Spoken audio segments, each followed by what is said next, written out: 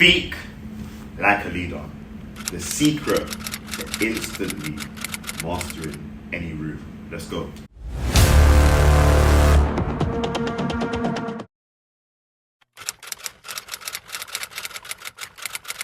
There are 3 things that you need to do in order to be able to own a room when you are going in to speak.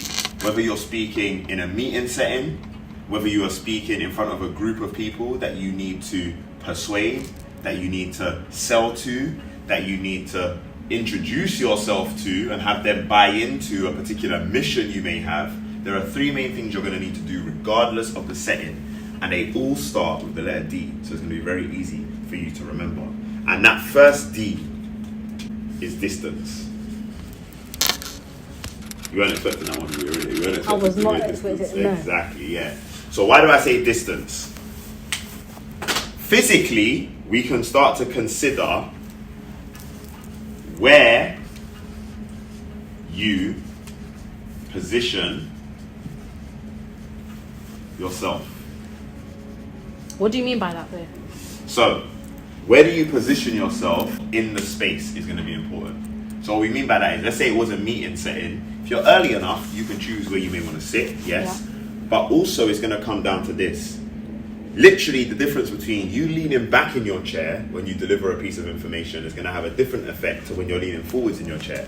So the leaning back in your chair, it implies a little bit of nonchalance, a little bit of comfort, and that's okay if at that moment you're not delivering a key message, you're just showing you're working out. So you're just showing people, oh, it's interesting. As I was sitting there listening, it was interesting that Jonathan said this and Sally said this. And actually, yeah, I found that there was a real connection between what one of you shared earlier and one of you shared before. What that does is that creates a level of appeal, because when you're leaning out, oftentimes what will happen at first is people will start to lean in a bit more to see when you're going to land it.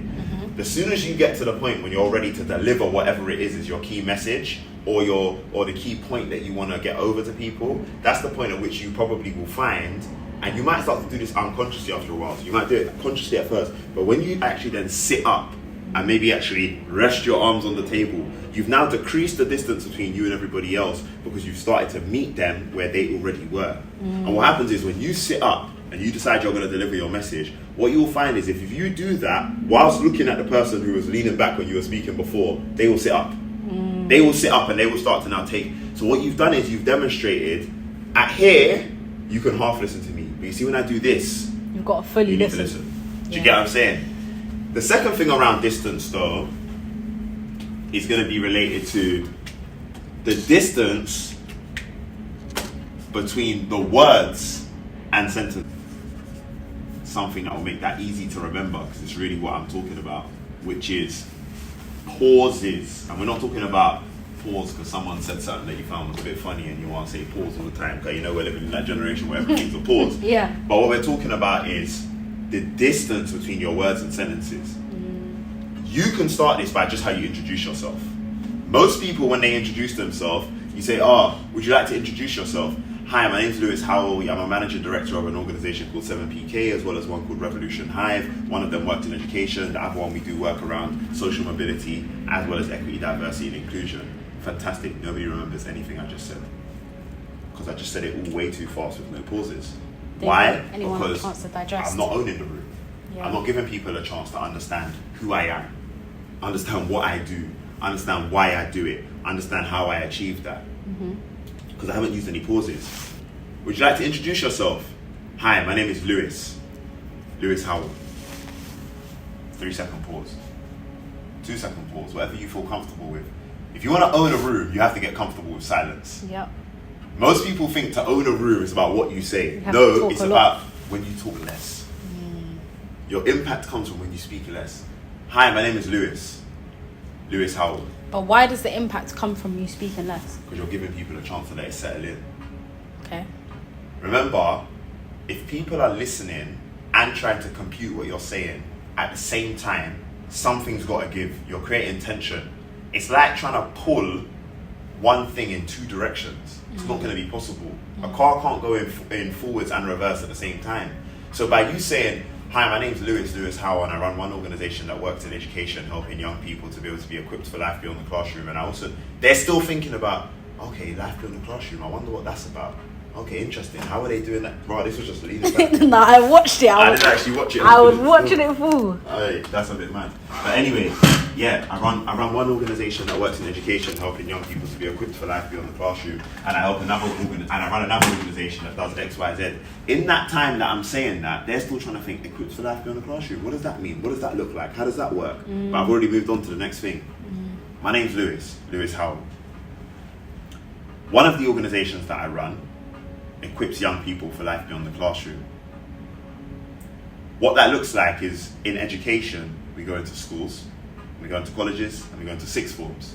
And we run workshops and programs that revolve around three main areas: personal development, social leadership, and global citizenship. By simply slowing down, not only am I giving you a chance to process what's going on, I'm also letting you know I'm comfortable taking my time. Most people do not have an impact in a room because they rush the thing they're saying, which tells me as the person listening, you're not comfortable in this space. Do you get what I'm saying? Because you're rushing to move on. That's what I was going to say. Something about, okay, so you said pause, but there was something about when you said that the second time, you also slowed down. Right. Distance. Remember we learned in school, speed, distance, and time. Distance is always going to have a relationship with speed and time.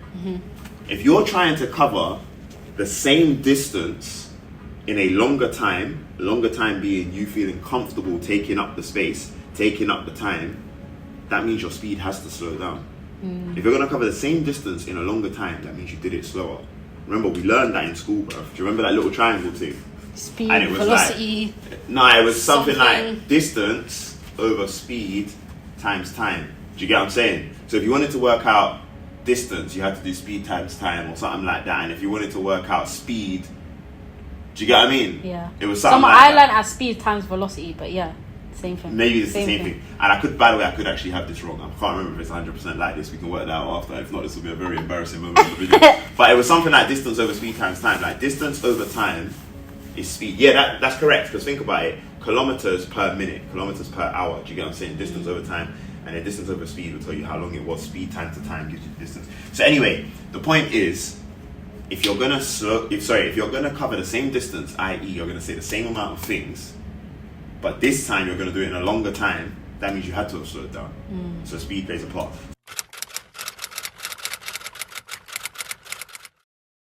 Is your differentiation. Now, because I'm trying to make it all start with D, I'm not going to say point of difference because then you'll think of a P. But basically what I'm saying is you need to have a point of differentiation. So one of the things that I do when I train people on public speaking is I say have a piece of non-conventional wisdom as your leading argument.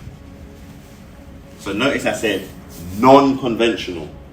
So the conventional wisdom in your industry or sector might be, for example, let's just take education. The conventional wisdom could be students need to get really good grades so that they can get a good job for the future. I might just come in and say students that get the worst grades actually tend to be the most effective professionals.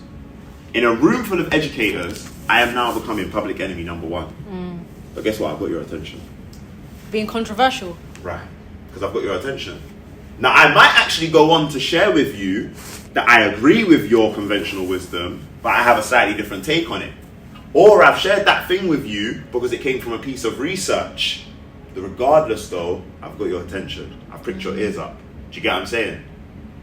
I could even say something that I disagree with, but it was said by someone else, and I say that was a quote shared by. Do you get what I'm saying? But I've got your attention now. Right, where's he going with it? That person who was on their phone, going on Instagram and TikTok and whatever, wasn't listening to me. They were going, what? What's happening? Now, so are you saying you have to be different to grab someone's attention? You need to, because anybody who goes to a lot of environments where they hear professionals and practitioners of a similar ilk to them speaking, they're going to be like, it's the same old stuff. As soon as you hit them with a different message, they're like, yo, what? Do you get what I'm saying? So that differentiation is key. Do you get what I'm saying? As your leading argument, you have to have a point of differentiation. That's how you own the room. Do you get what I'm saying? But the other way you can have differentiation is through, and I appreciate we're talking more here about the communication. So that's why I'm not going to talk too much about visuals, but also it could be how you intro yourself. And I'm going to put in brackets here, why/how, not what. What do you mean by that? Why/how, not what? I got asked on Thursday at an event that I was asked to speak at. And the format of my speaking engagement was more Q&A style, so I didn't have to get up and speak or give a presentation. I was invited as the main keynote speaker to just do a Q&A type thing. And they said to us, so Lewis, tell us a bit about you. And I said, I facilitate progress. And I make movements. People were like, the normal answer to what do you do is, this is what my job role is. Yeah. This is what my business does. This is my job title. Yeah. I was like, I facilitate progress. And then I paused. And I said, and I make movements. And then I paused for a further 2 seconds. And then I said, and what that looks like in practice, I'm going to tell you why and how, then I'm going to tell you what I do. So I facilitate progress is a how. I make movements is a how. I went on to say, and I do that because I believe, as you said in my intro, so they had actually pulled my synopsis. It's funny, they didn't ask me for my bio. They pulled my bio from my LinkedIn. And the last thing it says on my LinkedIn is, central to all of this is a belief that young people are the leaders of today. That's what it says about me, my central belief. So I said, how? Facilitate progress, make movements. Why? We heard earlier that you said my central belief is that young people are the leaders of today. I'm just giving you my why. Now I'm going to say, so what that looks like in practice is, I run an organization that does da-da-da-da-da. I run another organization that does da-da-da-da-da. And I have a third action group that I chair that does da-da-da-da-da. But I'm leading with the why and the how because that's more memorable. The what. So, yeah, I do you remember get what I there mean? was a time where you just said to say, I breathe air. I still say that sometimes for banter. In certain situations, I don't do that, but I still do that to this day. Yeah. Because it's memorable. So tell us, what do you do? I just try and breathe, man. Just try and get air in my lungs. You know what I'm saying? Just try and make sure that I stay alive. Be a good youth. Do you get what I'm saying? Like, that's what I'm really. But think about it though. That's different, isn't it? People ain't saying that. I was just making sure this is still on camera. People ain't saying that. And the truth is, we are all doing that. We are all trying to get air in our lungs and breathe and make sure we stay alive. Just live. You get me? Okay, so what's the last D? Depth. This is about depth now. So this could be the depth of, in fact, let's start with the blue to keep it consistent. Connection. So the depth of connection that you build with the people that you're engaging with, communicating to, speaking to. Yeah? So we're talking about, if you're in a speaking in situation which is in front of a room of people, that depth of connection can come within the first 1 minute. Okay, cool. Before I start, you haven't even introduced yourself at this point. You haven't even introduced yourself. Before I get into this, I just want to understand who it is that I'm sharing the space with today. By a show of hands, who... Okay, and then by a show of hands, who... Give us an example of what. All right, cool. So we walk into a room. Let's take the work that we do in 7PK. Not the side that you're as engaged with, but the side Natalie works on more, which is the equity, diversity, and inclusion side. I walk into a room made up of professionals that work in equity, diversity, and inclusion. Okay, cool. Before I start, by a show of hands, how many in this room feel like all of the commitments made by companies in 2020 around anti-racism have completely dropped off the priority list? Fantastic. And you have to put your hand up as well. People only raise their hand when you put up your hand. If you just ask the question, how many people by a show of hands feel that the priorities by companies in 2020 have completely dropped off, but you don't put your hand up, they won't raise their hand? Notice any speaker, they will go, by a show of hands, they put their hand up. Okay. Because people follow what you do. Like when you're in the front of a room, it feels a bit manipulative, but you kind of have people on smash. So you kind of just, if you put your hand up, they put their hand up. So anyway, then you might go on to say, okay, cool. And by a show of hands, who feels like the buy-in that you had from your leadership in 2020 as it relates to equity, diversity, and inclusion has since decreased? Let's see how many hands are in the room.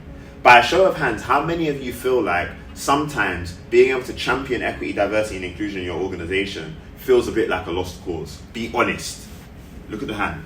Be honest. Listen to the tone. Be honest.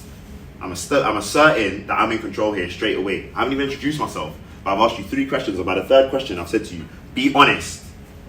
Just that moment alone, I've asserted that I'm in control here. And guess what's going to happen? If they are honest, now we're going to feel connected. Because now I'm going to say, after they finish answering the questions, I just want to start off by saying thank you so much for being honest today. Thank you so much for being here. I fully empathize with where every single person in this room is. I've got just 45 minutes. And that's the next thing that I wanted to cover, so I might as well just cover it quickly now. But you demonstrate what you want to share in limited time. So listen, I've got just 45 minutes to go on a journey with you. Listen to the language, with you. I want us to do this together. I want us to be able to get to here in whatever the time span is. Mm-hmm. That's how you show a depth of connection. Mm-hmm. That's how you show that you deeply understand, appreciate, empathize whatever it is, the people that you're speaking to. Yeah. So you have to demonstrate that depth. Notice I didn't say depth of knowledge. You don't have to be the smartest person. Yeah. Notice I didn't say depth of experience. You don't have to be the most experienced person. But you have to show that you're willing to get to a point of depth with the people you're speaking to, and that you're willing to get to a point of depth in terms of taking them on a journey, even in the limited time you have available. So, to recap, if you want to be able to have mastery when speaking and be able to own any room, command any room, first of all, distance. You've got to think about where you position yourself in the space by way of the distance and or proximity that people have that engage with you. You also need to think about the distance between your words and your sentences. This is hard for me. I'm from South London. We speak very fast. I'm Caribbean. We speak even faster. So to slow down and to pause is challenging, but you have to remind yourself and be intentional. The second D is differentiation. Non-conventional wisdom as your leading argument. That differentiates you from everybody else already. Say something controversial. Say something people are not expecting. Throw people off guard within the first 30 seconds. Trust me, you'll see a difference. Also, how you introduce yourself should be a point of difference. Focus on the why or the how of what you do, not necessarily the what. Everybody introduces themselves saying what they do. Now we all sound the same. Introduce yourself saying why or how you do what you do, and then go into the what. And people are already like, whoa, who's this? Finally, depth. The depth of connection you can create with the people that you're speaking to through the way in which you might get their engagement early on with the show of hands for this, show of hands for this. And finally, demonstrate what you want to share, the journey you want to go on, the fact that you want to be able to do that together with the people you're speaking to in a limited time. You do these three things and you will own any room. Tell us in the comments what you found valuable from this particular video. Also, more importantly, if you go and use one of these things within the next 7 days, come back to this video and tell us in the comments how it went for you. Yeah? Remember, we're here to help you to become audacious, to have the audacity to believe that nobody else should be in control but you. Why? Because you're capable. Why? Because you're ready. The music just started playing at that. Music started. Look at that. Was like Champions League music, bro. That sounded like Champions League music. You get what I'm saying? So listen, I am Lewis. We are 7PK, and as always, if you want to be part of a community of people who are really taking it seriously to be in control of their lives and have the audacity to stay in control, like, subscribe, comment. Much love.